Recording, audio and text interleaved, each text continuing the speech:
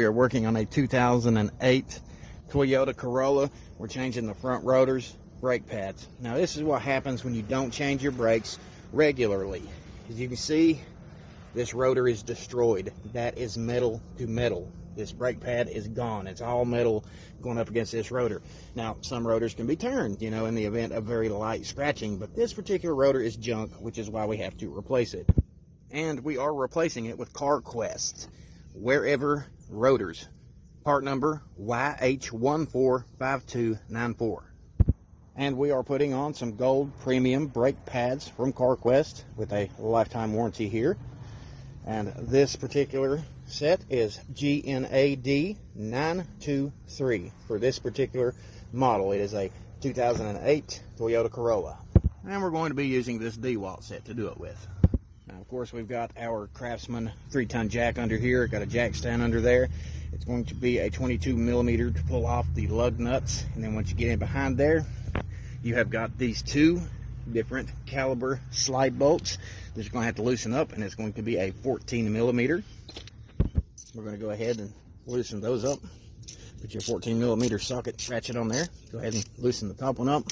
You come down here to the bottom, then you loosen your bottom one up.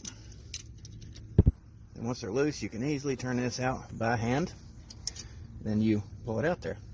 And once that happens, you get them loose, you're going to pull this brake caliper off.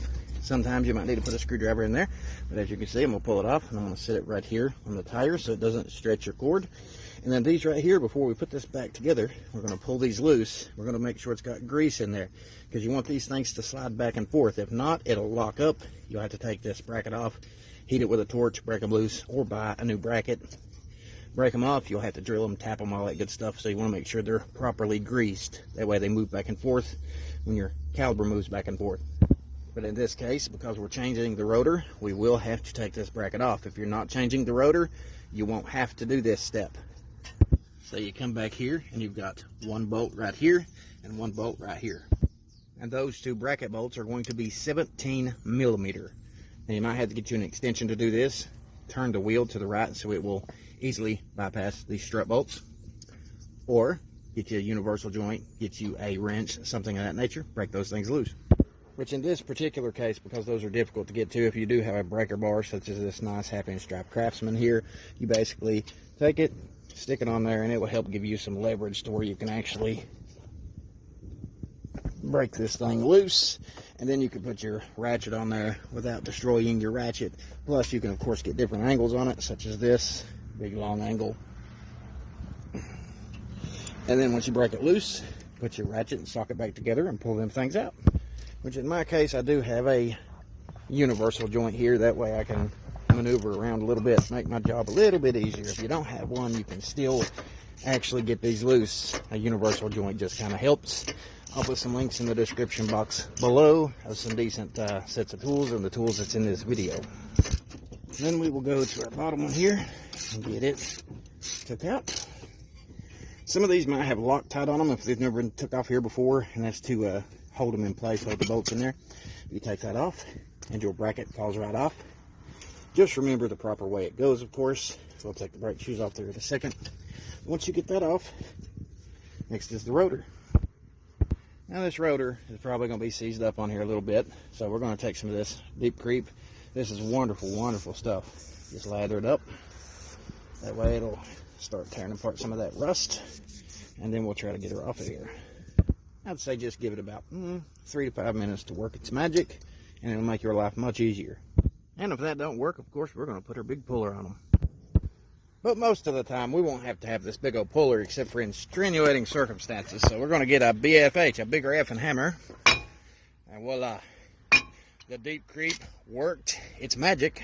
So all we got to do is put our new rotor in place. Now, of course, you want to match everything up. Make sure that, the old and the new match up.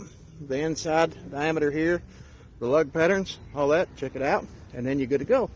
But as you can see right here, look at the difference in this. You can visibly see that this rotor has needed replaced for quite some time. You see how thick this side is, this edge, the outer edge, compared to this side. This definitely needed changed. So we put the new rotor on, it goes on nice and smooth, and then start reassembling everything. All right, as you can see, the old brakes was metal to metal or slim to none compared to what they are supposed to look like. So now we're going to take those, make sure they're matched up, and they are, and then we will slide them in place on the inner and the outer of this once we mount this back on here. Put your bracket back in place, put your two 17mm back in place, and then change your accessories. You see, you pull the old ones off, put the new ones in. Self-explanatory. Put it in the exact same way that the old ones come off. Make sure it's clipped in there so your brake shoes go into place. And then with your pads here, you turn them sideways into the new housing like so and stick them in place, which is essentially doing it this way.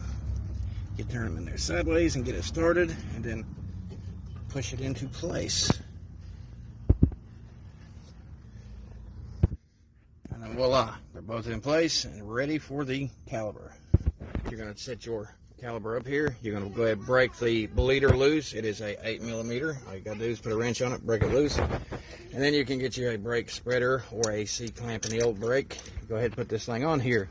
You loosen up that bleeder plug, and then you slowly squeeze this until it pushes the actual piston back.